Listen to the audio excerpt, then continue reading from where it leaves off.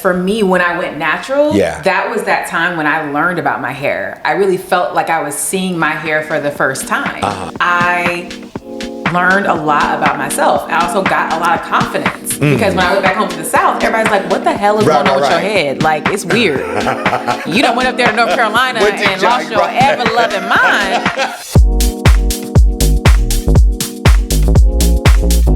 Well, hello. Guess who's in the chair today? Hello. Jessica Cruel from Allure. Allure. The Allure. The Jessica Cruel, Editor-in-Chief of Allure magazine. And I've been so excited about you. When I thought of this podcast, I thought of you. You know, not only just because you're my client and the conversations that we have, but it's just like, it's, you know, your position and where you stand is just monumental. So, you know, it's so strange to hear you say that. Do people know that? People know that. I mean, I know certain people know that, but does the general environment or community where you work know that? How monumental I am? Oh, no, they know. Because I make sure they know. But, you know, I will say, like, I feel not enough black people know that it's a black woman behind the magazine. So everywhere I go, I'll go and I'll say, I'm the editor-in-chief of Allure. And they're like, what? I'm like, yeah, it's me. Me with the natural hair and the brown skin. And I'm out here doing the thing. Did they know that Leading Women Defined? At Leading Women Defined, yeah. Were they were very aware? excited. Yes, okay, they were very excited because I did a class at Leading Women Defined where I was talking about skincare, and so they were very excited to meet me. But when I get in the room, like, I get so embraced by black women, and I really appreciate that. Yeah. But I just need more black women to know and to come because I feel like they didn't. You know, there's been years, decades that Allure didn't represent them properly, and so I want them to know that I'm there now. And I'm doing my best. Right. You know, and it's also, I mean, it was a club. Yes. That very few people could enter into, let alone a black person. Yes. And for myself, it was very hard to enter into the club of, like, being a magazine journalist. And I'm from the South, too. So I'm not I'm from Albany, Georgia. Okay. Albany, Georgia. And most of people in my media journalism, magazine journalism were white women from New York who went to Syracuse or Northwestern and had rich people who let them in the door. Yeah. You know, like, because they knew the people, the scene. Me, I'm from Georgia. I didn't know anyone. And I just did a ton of internships, unpaid. When you got to New York? Before I got to New York. You did? Go ahead. My first internship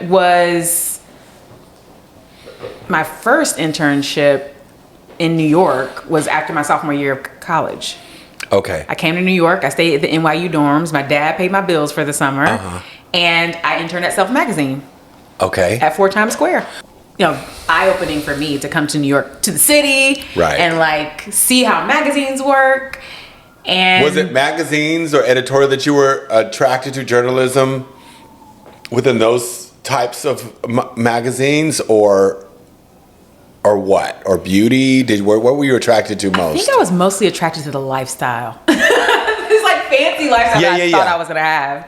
Of, like, being in the city, going to events, being fabulous, wearing nice clothes. That's not how it was to start out, but that's how it is now.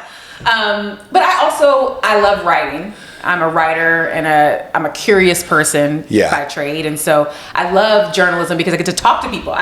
It's my job to talk to people all day long and to ask them questions and to hear their stories and then to translate their stories. Yeah. So that's my favorite part of it. And I think I gravitated towards beauty because I saw an opportunity. There were so many magazines I picked up growing up. I was a big Marie Claire reader growing up. And, like, when nobody liked me in those magazines, and I knew that I wanted people like me to be in the magazines besides Essence magazine, and Jet magazine, which were staples in my household.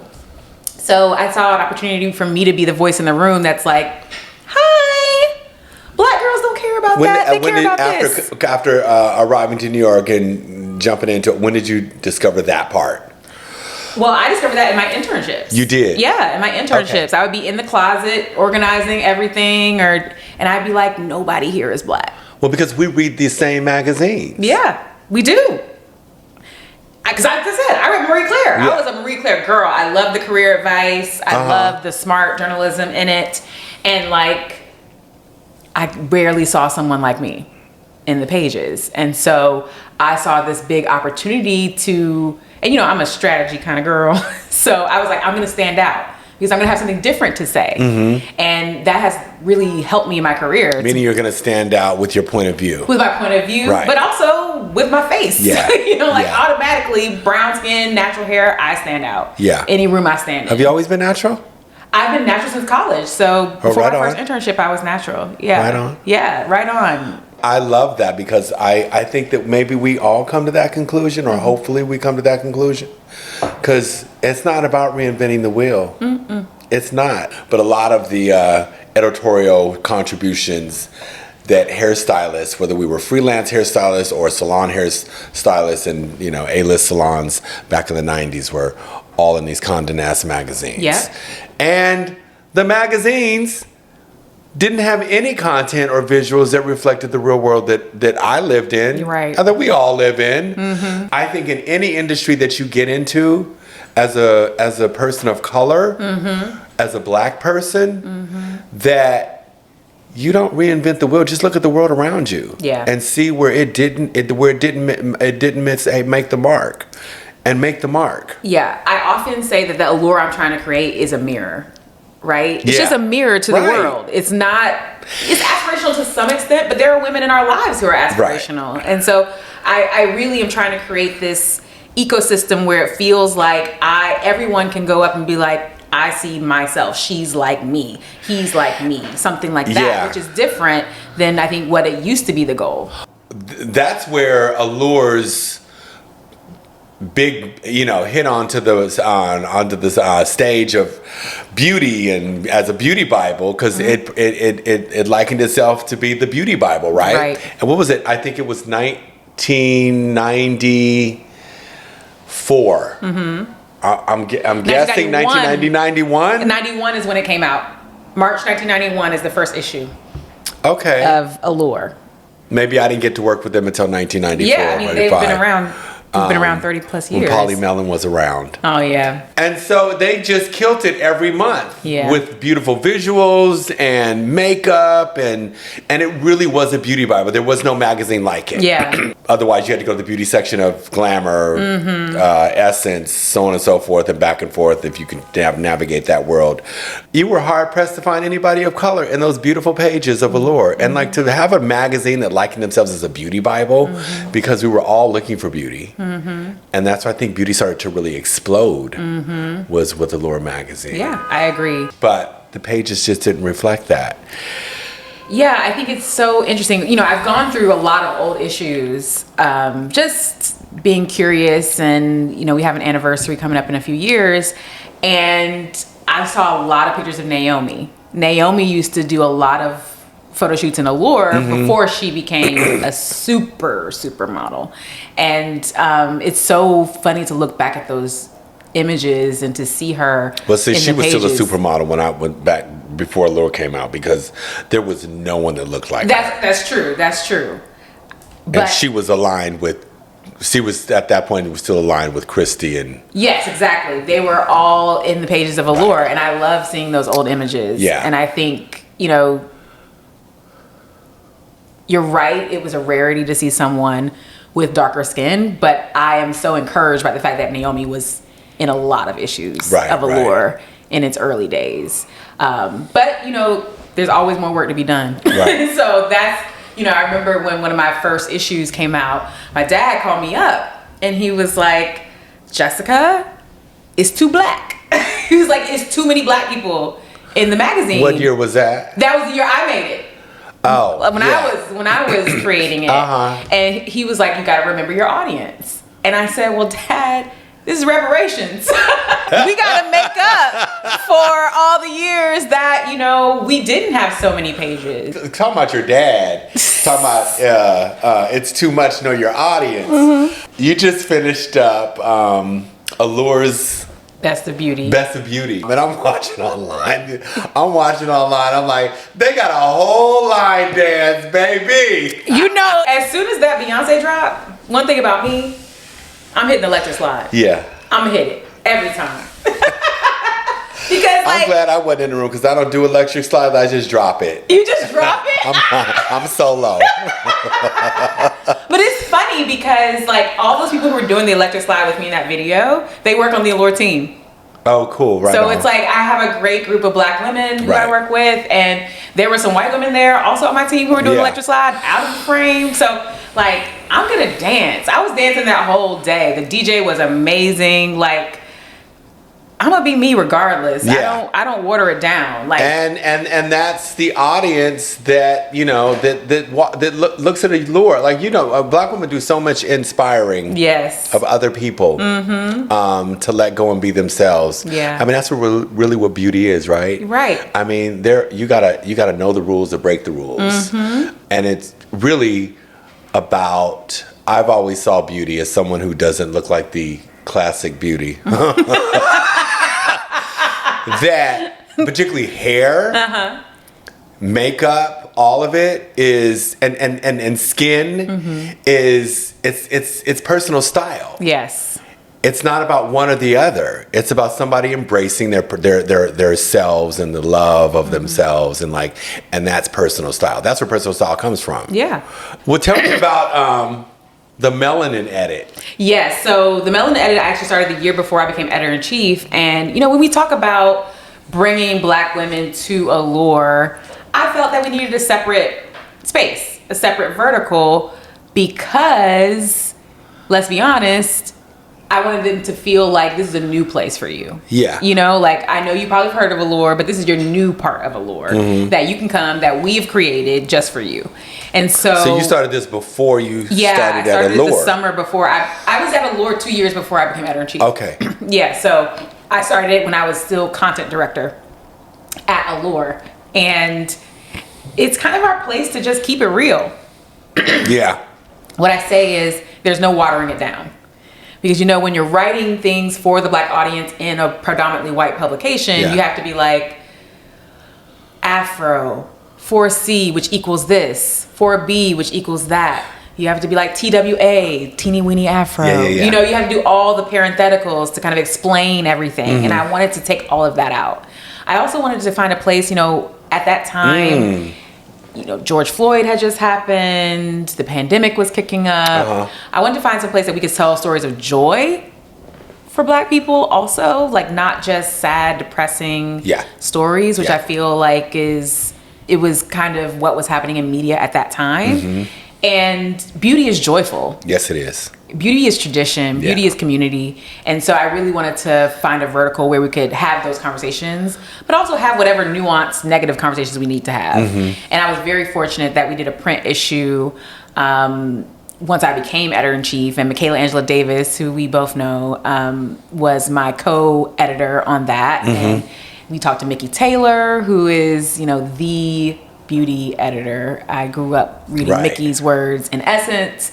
And so it was just a really full circle moment for me to be able to be kind of blessed by those two amazing women in this community and to bring them on and to have them be a part of the Melanin Edit at the start. Melanin Edit is on Allure and it's a vertical. So if you go to allure.com, because you can go to the Melanin Edit, which is just a page that has all the content for Black women. Okay. So it's like a separate color. It's different than the other sites. So you can sign up for my newsletter. I send a newsletter every 2 weeks. And what is somebody going to find if they go there? They're going to find interviews. Like I did an interview with Jasmine Crockett after Lashgate in Congress. So they're going to find that there. Interviews we've done with other celebrities like Taraji P. Henson, Willow. We did a cover with Willow. That story will be there. But also we have a column called It's Textured that our writer Annie Blay does. And that talks about kind of like the article she just did is heat trained hair just damaged hair?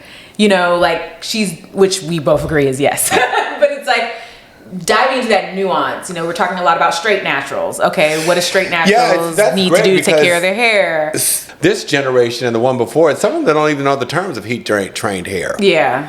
So giving them the knowledge their own culture. Right. And going back into that, but also being of service, we have something on there where you can find a Black dermatologist in your area. It's really important that. Nice. I tell all of my clients, because I'm not, somehow people think I'm everywhere all the time.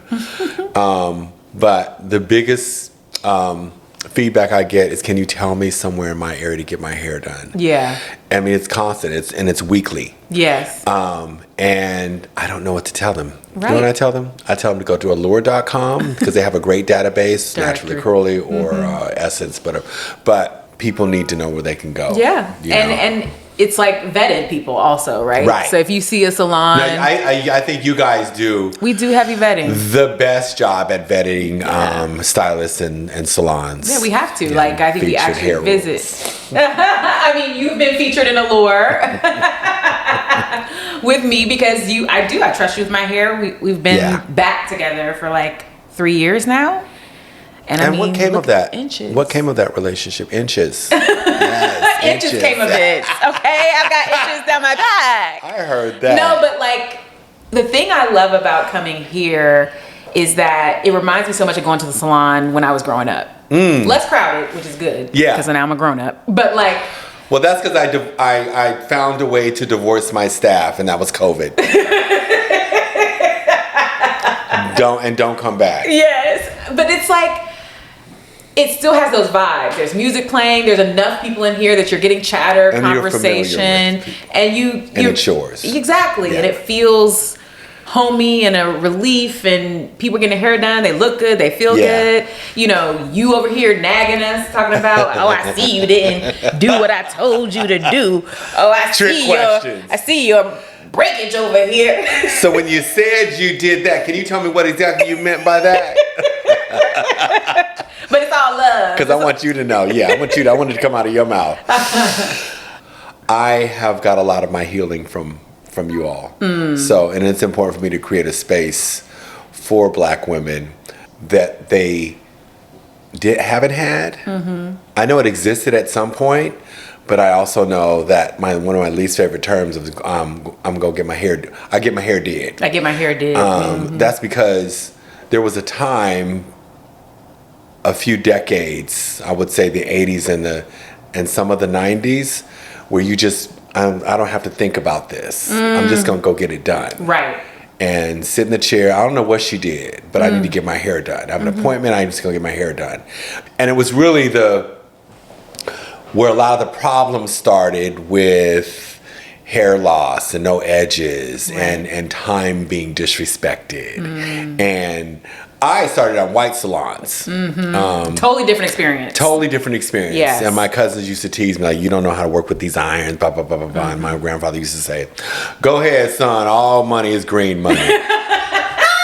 And that's where the money was. So that's where I went. And I discovered how working in an A-list salon, whether it was Oribe, John Frieda, Louis Licari, how do you create an environment to where women feel honored and just catered to? And particularly for Black women, how do you educate them on their hair so they can have agency over their hair texture? Well, that to me is a community and education. It's so interesting that you say that, because for me, when I went natural, that was that time when I learned about my hair. I really felt like I was seeing my hair for the first time, and I did it right as I was going to college because I didn't know how to find a salon. I went to the place at home. I went to the place my mom told me to go to. All they had was chat rooms back in the day, right? Oh my gosh, Facebook chat, YouTube, right? And so I was going natural, and I learned a lot about myself. I also got a lot of confidence because when I went back home to the South, everybody's like, what the hell is going on with your head? It's weird. You done went up there to North Carolina and lost your ever-loving mind. You're weird. Well, you're getting weird. Your natural hair, and you and your natural hair are weird. Yeah, it's crazy, right? I like long hair. Why are you doing this? But it was good because that gave me the confidence to be I can do whatever the hell I want with my hair. Yeah. And I was the girl. New York does something to you like that, doesn't it? Well, it does. And I was the girl in the dorm room, using coconut oil and, all these ingredients that I got off the YouTube that I found at the Whole Foods Right. on my hair. And because there All of weren't it. that many brands around No. then, you know, like it was like Shea Moisture and Cantu, and that was about it. Right. And so, but I learned my hair through that process. Mm-hmm. I learned what it liked. I learned what it didn't like. I can predict. And like now we're down to a science. I know exactly what she likes and what she doesn't like and what she'll do and what she won't do. Yeah. It's funny. I've the plethora of lines out there. It's just overwhelming. It's overwhelming. There's just so much. I so much find stuff. that, you know, I was talking to someone the other day and who owns a brand, and they said, well, retailers aren't where you go to discover new products. Retailers where you go to get the product you want because you found it on the internet. Yeah. You know, it's like, it's more about accessibility than it is about discovery. Yeah. And I think that's true. Many people go to websites like Allure, Instagram, they do their research before they ever step through Yeah. the door. And when they step through the door, they're like, this is what I want. Right. It's on this aisle. I know exactly what I want. I'm picking up what I want. Yeah. I've only gone to Allure for skincare. Oh, yes. Yes. Well, Because it was always the most up to date, you know, I like brand that was pharmaceutical based Yes. and like, you know, Yep. professional or European like. And so you just wrapped up Best of Beauty, Allure's Best of Beauty. And it seems like that's the pinnacle of awards to have for a brand. Yes. Is CEW still a thing? CEW is still around. It's Cosmetic Executive Women, and it's more of a B2B, business to business organization. Okay. So, you know, they definitely have their awards, and they're awarded sometimes based on what other people in the industry think. Those people vote for what should win. They have a big expo where you can go and try things, but you have to be a part of the industry to kind of be in that circle. For us, Allure Best of Beauty, our editors are the ones who are testing, but we do it for the reader. So Right. it's more reader facing. Like when a brand wins a CEW award, that isn't something that the reader really knows.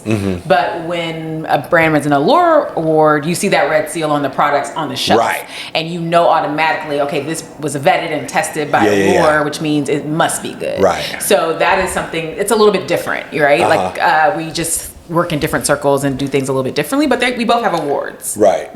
You're on Good Morning America. I'm on Did you guys do Best Today of Beauty? Show. Today Show. Oh, the Today Yeah, Show. I went on with Hoda and Jenna. I was there the Okay. day Hoda announced she's not going to be there anymore. Oh, she's not. Yeah, she's leaving. Which, I mean, sis deserves to retire. Like, Yeah, I mean, I always loved Hoda as a legit journalist. yes, she's... Because I think it was was she on 2020 or Nightline? She was a serious journalist. She's so kind. Like, I She love is doing sweet. segments with her. She's just so sweet. But I want to talk about real estate. Is that on there? That was next. Okay, good. Yes, hold on a second. Yes. On the computer. Like, we could just get to it. We could get to it. Yeah, you see, I don't need that. Because look, I want to talk to you because so both of us do real estate. Yeah. We are both landlords. I was so happy to hear that. That I was a landlord? Yes.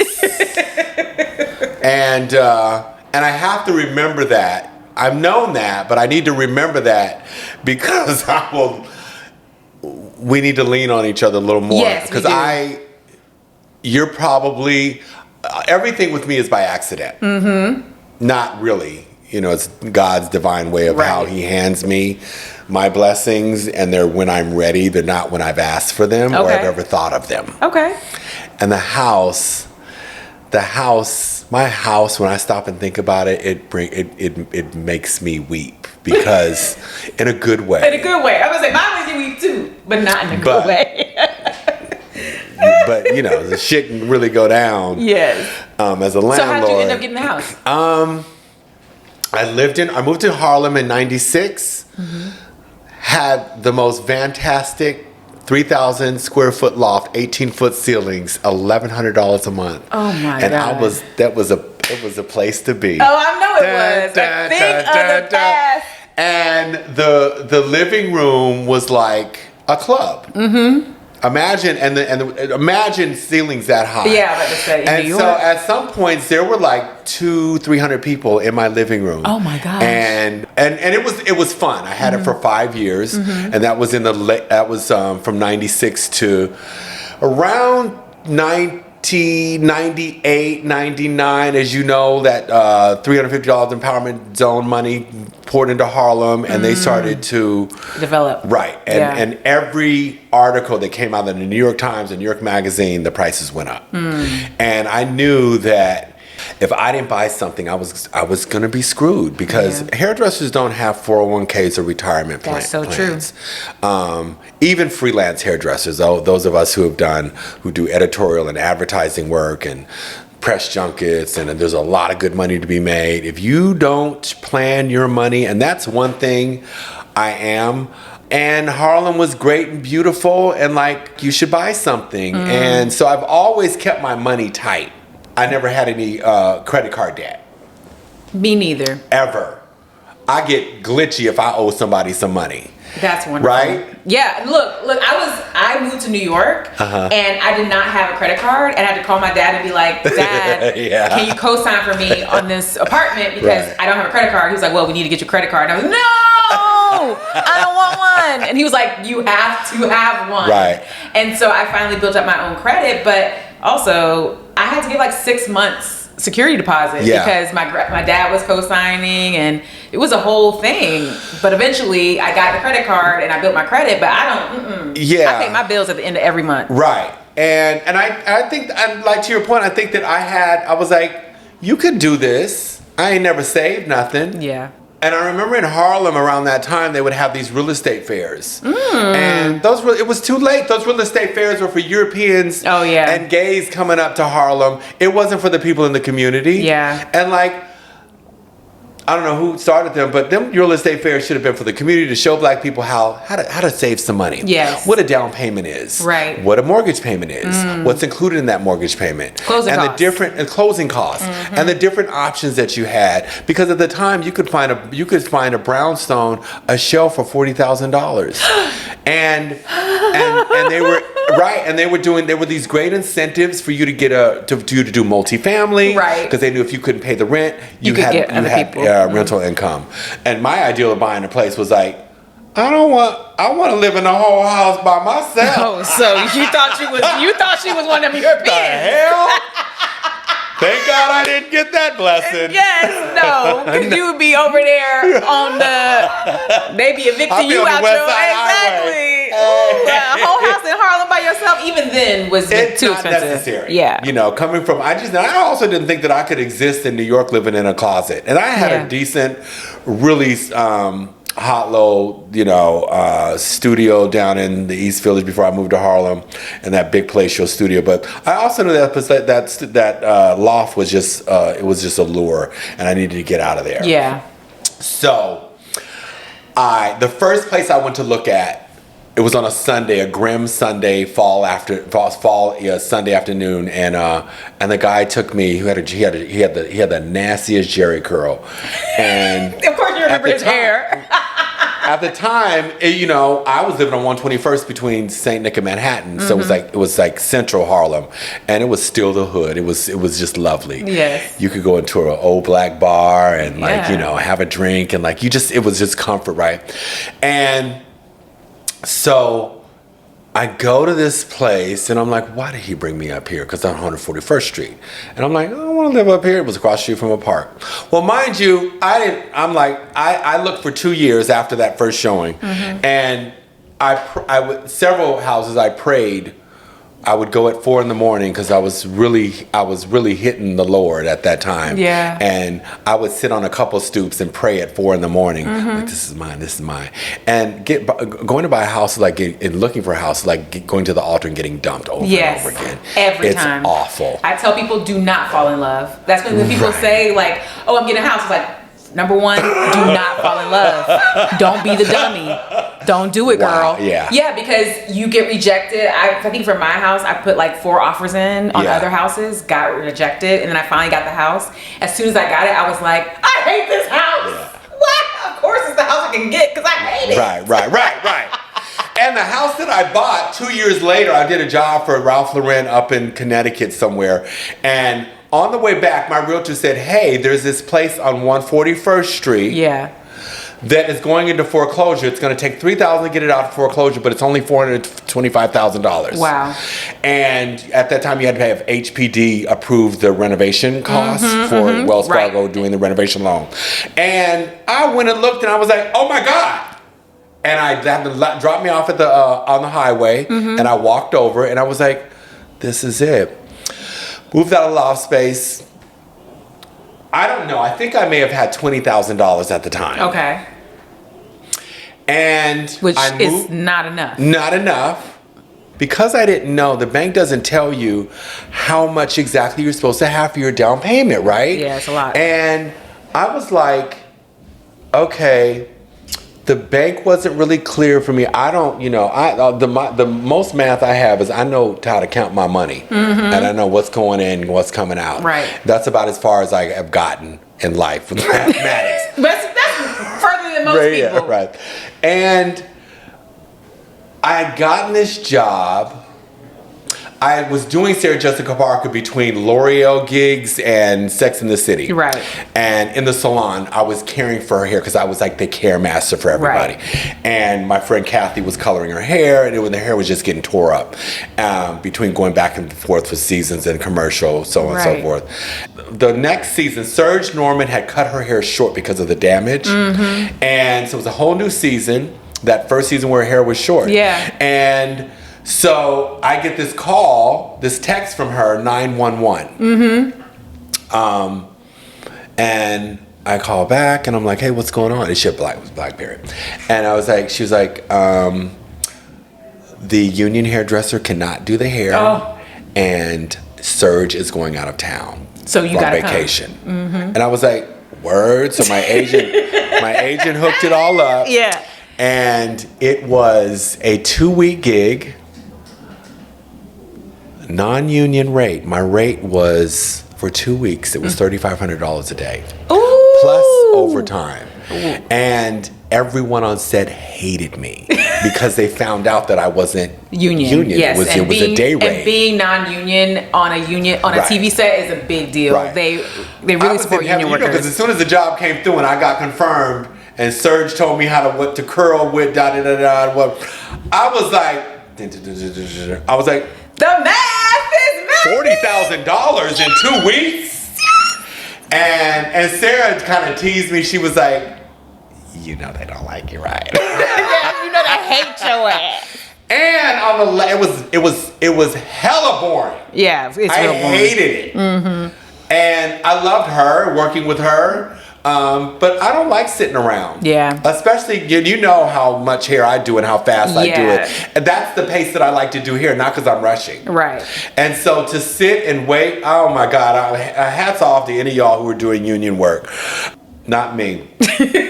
So, and then the last day of the job, they do these raffles where everybody puts $20 in on the entire set. Oh, I didn't know about that. Guess who won? Oh, they hated you all the way to the... Oh, they were sending you back. I used all that money to buy some liquor for a party we was going to have. I'm glad you... I hope you treated them people on set because they were cursing your name. You invite none of them. No, I don't know them people. It's a party in my loft where people was used to coming. But now we going to sell this liquor. But now you got the down payment. You got the down payment for your house now. Yeah. So thank you, Sarah Jessica Parker. I appreciate that. And I still think about it and when I think about her, and thank you, because that is a huge part of generational wealth in Black families. And I thought at one point about a couple years ago that I was like, I'm gonna sell this shit because the amount of money they owe us in reparations, they ain't a drop in the pan for that goddamn house. Yeah. But I was like, you know what? No, I can't, because then I discovered something recently, and that's why I love you and your real estate journey, because I was like, oh, someone else, right? And so my cousin got me a financial planner, and they were like, oh no, don't pay off your mortgage because your interest rate is too low. So I was like, I'm gonna sell it, but more importantly, I'm gonna sell my house for and all that rental income at market rate rent at market rates. That's crazy income. Yeah. And I think people don't realize that. So what's funny to me is you said, what year did you buy your house? 2003. 2003, you bought a house in Harlem. How big is it? For 3 units, 3 apartments? Or? Four family. Yeah, so it's a owner 4 family. occupied with 3 rental units. I was able to squeeze up in that piece. So that's $425. I bought my duplex in Newark for $425 in 2019. Oh wow! And mine is all right for $425. $425. $420. Okay, and I don't want to tell you how much it is now because I'm sitting on a pretty penny. Okay. But like, it's a 2 family, and then I live in basically the basement, so owner occupy as well. Yeah. And like, don't you want to move on them top floors? I do all the time. I know. Look, I've had some days when I be like, one day I'm gonna be a top floor bitch. One day. Why is it that? I know. Because we got it. I do. I'll tell you a couple stories, but the crazy thing about what people don't understand is, like you said, when you have multifamily property, I don't pay rent. Yeah. My mortgage is paid, plus I get income on top of that. And that changed the game for me. Yeah. Because I'm still doing great in my career. Yeah. So I still make money. You still work at the salon. You're still bringing in money. All that money goes to retirement. I don't do fashion. Right. I don't do it. I'm very fortunate that people gift me things. Yeah. And I get to wear those things. Or they loan me things. I get to wear those things. I haven't paid for one designer bag in my life besides the Louis that I bought my mom, as a gift. I'm not about that life. Yeah. So I live under my means. Yeah. I'm focused. And I think in fashion especially, we get really caught up in how everybody looks. Oh, she looks rich. She looks, she's wearing Gucci. She's got the new Versace's on. She's got the new Elias slides. I want to know. I want to see your personal style all up in here. I want to be wealthy. Yeah. That's what I say. I don't want to look rich. I want to be wealthy. Right. And so I live my life that way. And like I said, I'm very fortunate. But a lot of people don't know the first 2 years I rented the runway. I rented every month. Right. I would rent the clothes and I'd send them back. And I still do. Like when I go on the red carpet, sometimes I'm like, this gotta go back. Hold up. Don't spill nothing on me. Need that. This gotta go back. Right. And I spend my money where I think it's important, on properties. And that is what's gonna serve me. Now, does it almost kill me? Yes. Did you buy another property recently? Yeah, in 2023 I bought my second property. Where? In Irvington, but basically Newark, New Jersey. Okay. And so now I've got 6 units. Wow. That I manage. It's crazy because I feel like as soon as I moved into my neighborhood in Newark, the signs started going up. If you want to sell your house, call this number. Oh, and every time I see those signs, I think about all the black people in Brooklyn who sold their brownstones for way less than they were worth because people were predatory towards them. Yeah. And banks. Yes. Or did some dirty things. They were just terrible. I think about that and I just maintain my wealth. And it's funny because like you said, I'm sure when you bought your neighborhood, it wasn't the best neighborhood. Yeah. I don't live in the best neighborhood. And my tenant, who's been with me almost 4 years, I come in and out from work trips. And one day she's like, oh, where you been? I was like, oh, I was in LA. She's like, what were you doing in LA? And I was like, I was interviewing Sierra. And she said, Sierra the singer? And I was like, yeah, Sierra the singer. She said, Jessica, when you gonna get out the hood? Because it's just like, she's like, you don't gotta be here with us. But I told her it's the long game. Yeah. It's like, it's the long game. I live here in the basement. Right. In the dark basement. Because I know that I have a long plan. Yeah. And while most of the other editor-in-chiefs are living in fabulous apartments in New York City and living that fabulous life, it's not for me, but also I just love the area. Yeah. I love to come home. Not always. I'm from the South. I can't stay here forever. New Jersey added more years to my lease. Yeah. Because I lived in Brooklyn when I first moved here. Yeah. It was great. It was beautiful. It got even more gentrified. And I was like, not enough black people here for me. And so I moved to Newark and now I got all the black people I could possibly want. Oh, okay. That's nice. I love it. My whole house is black women.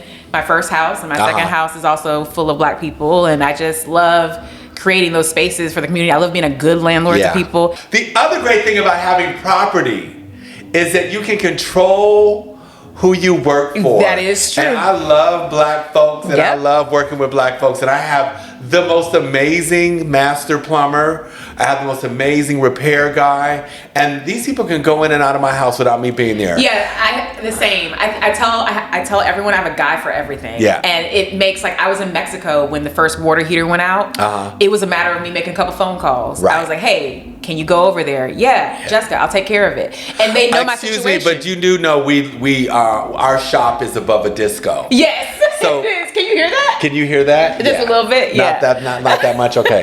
And it is party brunch time downstairs. It is party brunch time. I was like, why are they banging? And I'm just gonna say that out it being a problem, that's just where we are. We are in New York City. Yeah. And we happen to have a disco brunch that goes on below us. I mean, I used to love a bottomless party brunch in my day. See, I was never a day drinker. Yeah, I actually prefer day drinking to night drinking because then you can sleep it off. But not anymore. I'm a 6 a.m. workout class girl now. Same here. Well, now that I'm sleeping correctly, my sweet spot is between 4 and 5. Yeah, but if I get up at 3:30, I'm like, lay here for a few more minutes. Yeah. Get up. Oh, oof, that's good. I'm a you beat me, which is rare. I'm a 4:30, 5:30 girl. You work out in the morning? I wake up at 6. I work out at 6. I work up at 6. I wake up between 4:30 and 5:30. Do you go to a gym? I go to the gym. Okay. Yeah, so I have to be out by. How many days a week? 5 days a week. 5 days a week. Yeah. Wow. 5 days a week in the gym, heavy lifting. Yes, I'm down 27 pounds. 27? Yeah. I mean, 5 pounds. People don't realize 5 pounds is a lot. 5 pounds is hard to lose. But 27. How long did that take? A year and like 3 months. So, don't take this the wrong way. No. But if I was straight, I would date you. I'm so honored by that. For one, because you're cute, you're fine, but you're still thick. Yes, I'm thick. Don't get skinny though. I'm not getting skinny. I got a couple more pounds to lose, but I do squats. But if you was fat, it would be good too. Because everybody knows that I love a fine fat girl. Look, because it's just. I tell people I was fine 30 pounds ago. Right. I know. I always look good. I was raised in a house of big, thick women. Yes. So yeah. No, but I mean, look, we might still have to go half on something because, I can't find no men out here. You a property? That's my only regret. I like a lot about you. That's my only regret. Yeah. I tried to do it.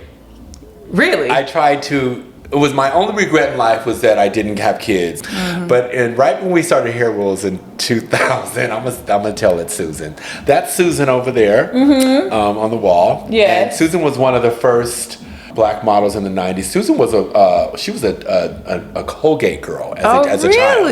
But Susan Carmen was a good friend of mine, and she did the book with me, and she's always kind of been she has a little video that we have out now, little retro video. I don't know if you saw it. I haven't seen it yet. Hair Rules modeled after the Ultra Sheen commercials in the 70s. I remember those. And Susan, I told Susan this, and she was like, you know what? We should do it. And I was like, okay. And she said, so she moved in. I'm just dying. She moved in, and I put her in the guest bedroom in the basement. And then I think about a week went past, and she said, we had never talked about how we were going to actually do it. Yeah, y'all was gonna try to have kids. Because we were just such good friends, right? Yeah. And so I was like, you know what? You can sleep in my bed tonight. Ooh. I think I had 20 pillows between us and was on the edge of the bed the whole night. It did not work out because we had never discussed exactly what we were going to do. Yeah. And then some things happened and we were like, yeah, forget it. That is hilarious to me. You was like, I want a baby. But do I want now? Kids are expensive. They're expensive, and I got shit to do. Meaning that I have worked my ass off. I'm not willing to share. Yeah, I respect that. I think I'm going through a period right now. I'm 35, where I'm trying to figure out if I'm gonna freeze my eggs or not, and do all that. And literally everyone young. I meet says I need to freeze my eggs. And, you're still young. But it's I love being rich auntie. I love being the one who circles in, throws the $5, and circles right back out. Yeah. Like I see you more of that. Yeah, but I would see you as a mother too. Yeah. It's amazing what that transformation would be. I often wonder. Yeah. It would be perfect for me.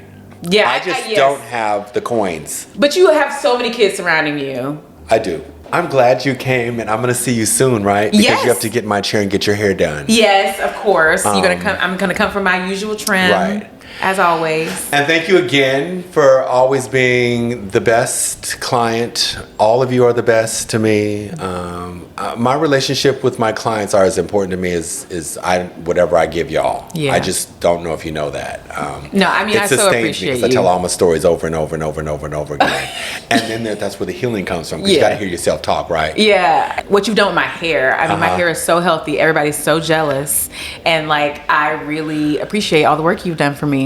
Yeah, I want it more. I want it longer than we're going all the way. We're going to be down our back. Because the longer and crazier it looks, and people have to move down the street when they're going to say, oh, Dickie did my hair. Dickie, I'm with Dickie's girls. I was somewhere with Julie, and literally they were like, doing video of our scalp. Yeah. And they were both like, oh, this hair is so healthy. I was like, yeah, that's Dickie. I'm one of Dickie's girls. Oh, it was for Sacred. Yes, it was for Sacred. Yeah. How was that? It was great. Yeah. You know, we had Miss Tina at the event for at Best of Beauty. Right. Yeah. It was really good. We had such a good time. She is passionate about hair. She is so passionate. You know what I loved is that my philosophy on like breaking down why haircuts are important and like your hair grows a quarter inch, half an inch a month, blah, blah, blah, blah. But she adopted all that. Yeah. And she's very specific about healthy hair. She is. She's very about hair care. So get you some hair rules and get you some Sacred. Yes. Love that. Thank you.